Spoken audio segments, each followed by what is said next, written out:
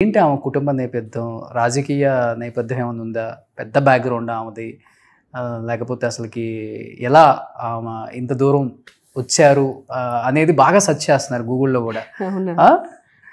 రాజశేఖర్ రెడ్డి గారికి దూరపు బంధువు అని గూడా అంటారు కొంతమంది. ఓహ్! ఆ! ఫస్ట్ టైమ్ వింటున్నా నేను. ఏంటండి అసలు మీది? లేదు. నేనే I'm the first person to enter into politics. మా ఓకే. ఫ్యామిలీలో ఇంతవరకు ఎవరు పాలిటిక్స్‌లో లేరండి. హ్మ్. నేను కూడా పాలిటిక్స్ అనేది not my cup of tea. Okay. నేను సీఏ చేస్తూ ఉండేంటి. సూపర్విజ్ విజయవాడలో కోచింగ్ తీసుకున్నాను. సీఏ ఇంటర్ రాశాను. ఇంటర్ రాసిన తర్వాత అంటే నాకు డిగ్రీ ఫస్ట్ ఇయర్‌లోనే మ్యారేజ్ అయిపోయింది. సో మా హస్బెండ్ సపోర్ట్‌తోనే నా ఎడ్యుకేషన్ అంతా కొనసాగింది. అలా సీఏ ఇంటర్ రాసిన తర్వాత పెద్ద పాప పుట్టడం జరిగింది. ఓకే.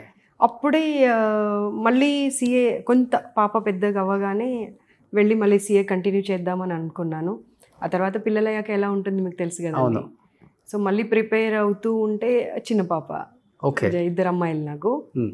సో చిన్న పాప జస్ట్ 1 month. మా హస్బెండ్కి ముందు నుండి కూడా పాలిటిక్స్ అంటే చాలా ఇంట్రెస్ట్. ఎందుకంటే ఎంఎస్ఆర్ గారు మీకు గుర్తుందండి. ఉండాలి పెద్దలు.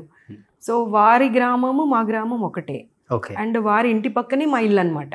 ఓకే. సో చిన్నతనం నుండి మా వారు వారిని చూసి పెరిగారు కాబట్టి చిన్న ఊహ తెలిసిన దగ్గర నుండే పాలిటిక్స్ అనేది కొంత వారికి అలవాటయ్యి ఎన్ఎస్యుఐ డేస్ నుండే ఎన్ఎస్యుఐలో ఎంఎస్ఆర్ గారితో పాటు ఉండేవారు. హ్మ్. సో తను జెడ్పీటీసీ చేద్దాం అనుకున్నారు.